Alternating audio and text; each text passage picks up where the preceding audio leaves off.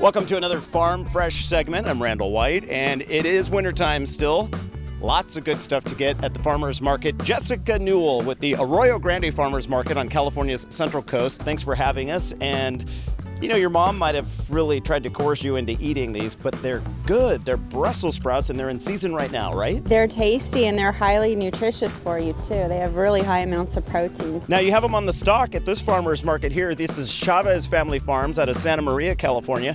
And these are all nice and tight. Is that what you're looking for? Maybe yes, a you're little looking opening? for, nice tight heads, and also if you're picking on the stalk, you want to pick all uniform. That way, your cooking time is even. So tight leaves, and also you want to look for the color a dark green and not yellowing means that it's old. When they start to yellow, and you can pinch it, and it needs to kind of squeak and feel firm. Okay, but it's okay if they're a little yellow when you cut them in half in the center, right? Yes. You're just looking on the outside leaves. You have a great recipe, and it has to do with blackened Brussels sprouts. Tell us a little bit about that. Okay, so what you're going to do is you're going to have either a skillet, an electric skillet that you can cover, or just a pan that you need a lid for. You get your Brussels sprouts. You're going to look for smallish medium. You don't want the really large ones. They'll be harder to cook. Okay. So you clean them up, chop the bottom off. And you're going to keep them whole. You're not cutting them in half. Going to keep them whole. Then what you're going to do is you're going to coat a pan in olive oil. Mm-hmm. You're going to turn it on relatively low heat. Put them on there, put the lid on, let them kind of slow cook for a little while, and then you can kind of hear them starting to pop, and when you start smelling it, you know it's about time you turn the heat up.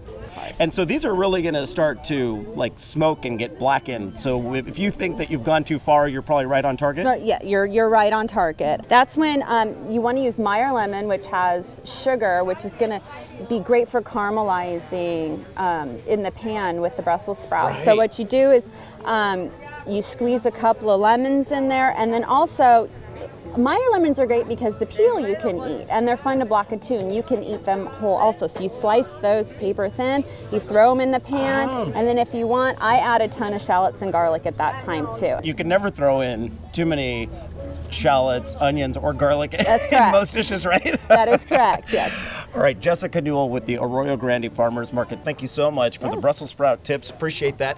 And coming up on a future episode, we will be heading to the little town of Morro Bay to learn about olive oils and also a raw vegan chocolate pie. We'll have that for you coming up in future episodes. Until then, I'm Randall White for Eat, Drink, Explore Media.